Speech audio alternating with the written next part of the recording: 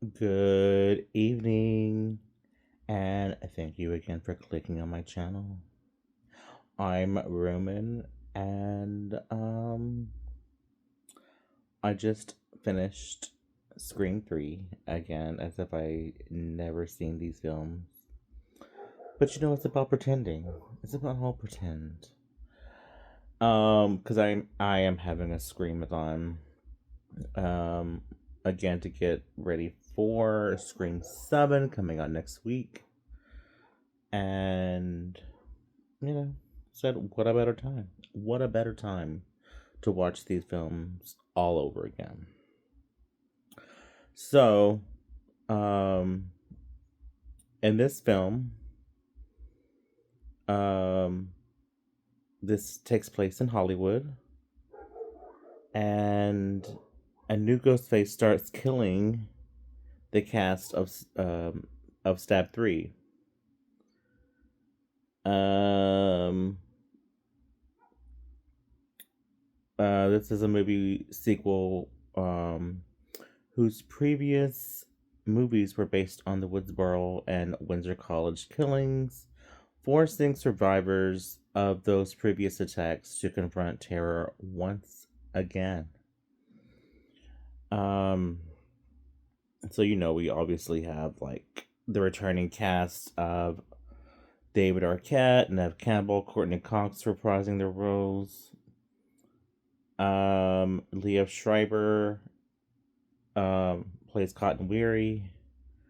He is the opening kill, as well as his girlfriend. She's the first kill, and then him. Roger L. Jackson, of course, reprising his iconic voice to Ghostface. Um,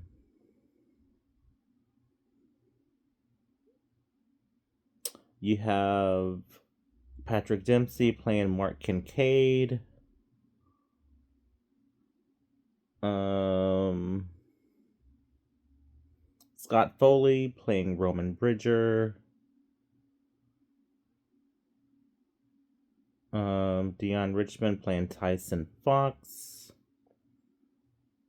Jenny McCarthy, Sarah Darling.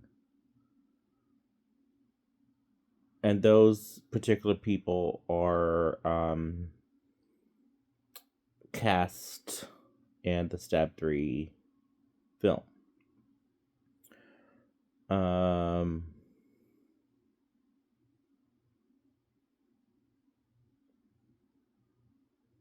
let's see who else.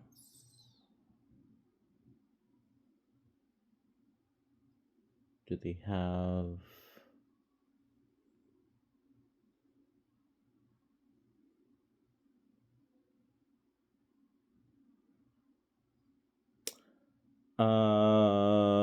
Emily Mortimer, which I'm not familiar with her, but she plays Angelina Tyler.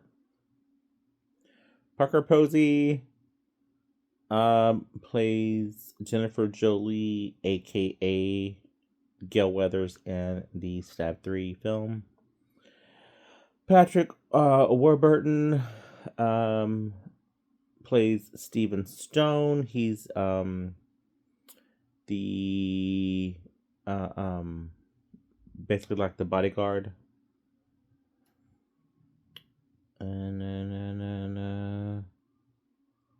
And then you get like a cameo from Jamie Kennedy and Heather Matarazzo plays Martha Meeks, Randy's sister. So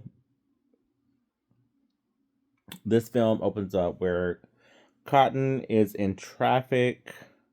He's on the phone, I'm assuming like with one of his agents. Then he gets an incoming call from an unknown person. Seems to be a female.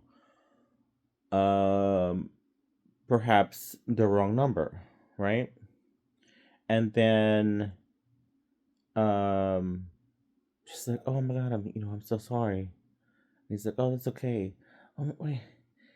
You sound so awfully familiar. What is that? Cotton Weary. Oh, he has such a sexy voice. It's like, oh, Jesse now. Well, thank you very much. It's like, oh my god, I'm talking to Cotton Weary. And it goes on, and so he's like, hang on. Let me get off the phone real quick, and I'll come back. She's like, yeah, yeah. And he gets back. He's like, so you a cotton fan?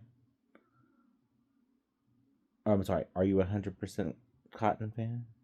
I'm 100%, 110%. Um, and he's like, so tell me, what are you doing right now? And the caller's like, now what would your girlfriend think about that?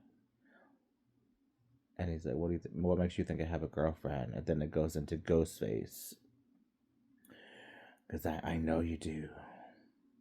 I'm looking right at her. She has a sexy voice, Cotton. And Ghostface is wanting to know where Sidney Prescott is. She kind of went into hiding, changing basically her whole identity so that she can't be found. So he's like, you lay one fucking hand on her, I'll kill you. And he's like, oh, wrong answer. And he hangs up, and then he's like trying to get through traffic. He hits a bunch of cars, trying to get to his house to save his girlfriend. Then Ghostface is in the house, obviously, pretending to be Cotton because he has this voice modulator. And Ghostface then is trying to kill Christine, the girlfriend. So she's hiding herself in what looks to be like an office. Cotton then gets home, trying to find her. She's all freaked out. She doesn't know that if she can trust him, because Ghostface already tried to kill her, pretending to be him. So then Ghostface kills her, and then obviously kills Cotton, saying, you had one chance. You could have told me where Sidney was, but you lose. And then stabs and kills him, and then the opening title card, Scream 3. And then you see Sidney walking her dog up to where she lives now. So she's basically like a grief counselor for those who are going through certain situations. And apparently she's changed her name to Laura. Then cut to Gale Weathers, which might be the most horrifying part in the movie. Her bangs. Her bangs. If you had, let's see if we can get a shot. Can we get a shot? Let's see.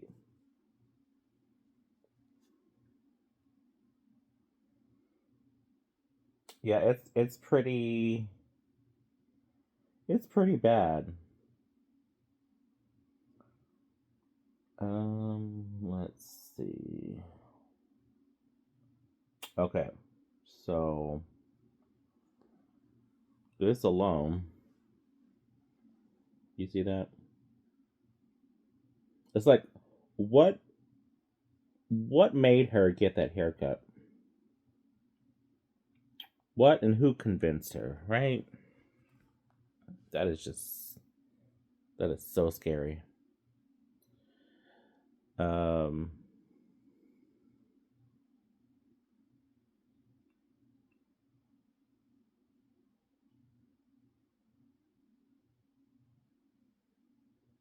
So then, yeah, so she's Gail Weathers, right?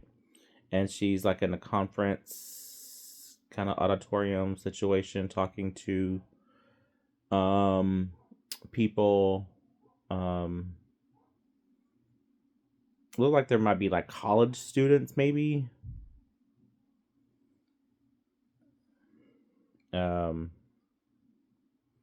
Talking about like what one would have to do in order to survive a situation that they had all been through. um and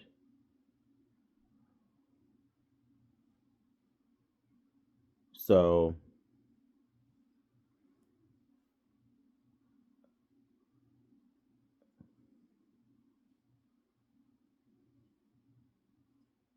sorry, got distracted. um so then the audience person was like, so tell me, Miss Weathers, was it all worth it? um Slitting people's throats in order to get what you needed. And of course she's just looking side eye at him. And then here comes the police saying like, the police wanted to talk to her. She's like, the police? What does the police want with me? And then it ended up being Detective Mark Kincaid, um showing her a photo of a young Maureen Prescott, which then might have been Maureen. I forget what her last name might have been, but it was Maureen. And trying to figure out why they're leaving photographs of Maureen at a young age, and who's behind it, and what do they want with Sydney now. That's basically what it is. Um, so Stab 3 has kind of been like on a halt of production because not only had Cotton Weary been killed, but now it seems like they're after other people, killing people one by one. Almost in order of what they how they would die in the script, but we don't know what version. Um, Ghostface read, right? So Dewey and Gale are trying to help the detective figure out who was behind it, why, all that. Um, so, like I said, people were just like getting knocked off one by one. After that, it was uh, uh, um, Candy. What was her name? Is her name Candy?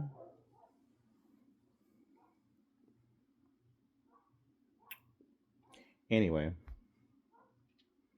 we'll call her Candy because I think that's what her name was in the book, another book, in the script.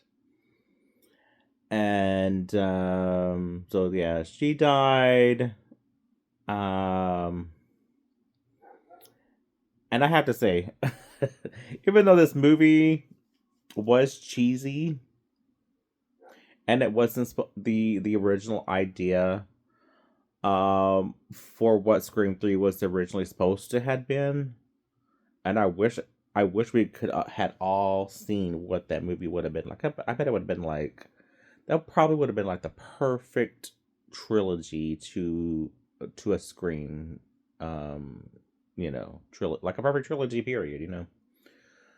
But because certain things happen, they had to rewrite the script, and this is what we got.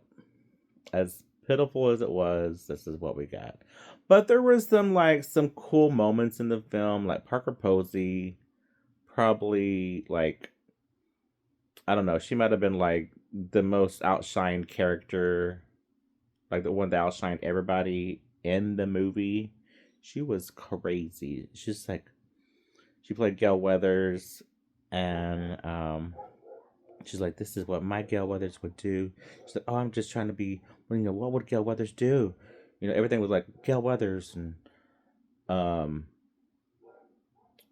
like some iconic phrases in the movie was with her. Um, like when they survived the explosion from her house. Some people died, obviously. Well, one person died there. And no, actually, two people: the bodyguard and one of the people in the movie. Um, so Dewey was like trying to find Gail and her. Um, and of course, he chose Gail, obviously, right? And so when she got down and found him, it's like, what the fuck are you doing? I give you a place to stay, and this is what you do to me? So he punches her, and then Gail punches her, and she's like, my lawyer liked that. She's like, not as much as I did. And then a scene with the what was he, like the producer, maybe? Milton. Um Talking about um you're obsessed with her and you're obsessed with her daughter. Um and of course Gil's like, easy, Geraldo. Another just classic one to quote. Um but yeah, it was again a cheesy film. Not necessarily something I would have predicted that would have came out, but it did. We have it. It is what it is. Now, Roman, in the end, happened to be her brother, her long lost brother.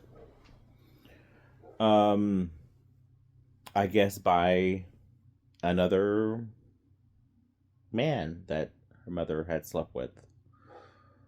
So once Maureen settled down and got married and all that, um, according to Roman, that she had nothing to do with him, shut the door on him, and so he seeked revenge, and now he takes credit for killing Maureen Prescott and not um,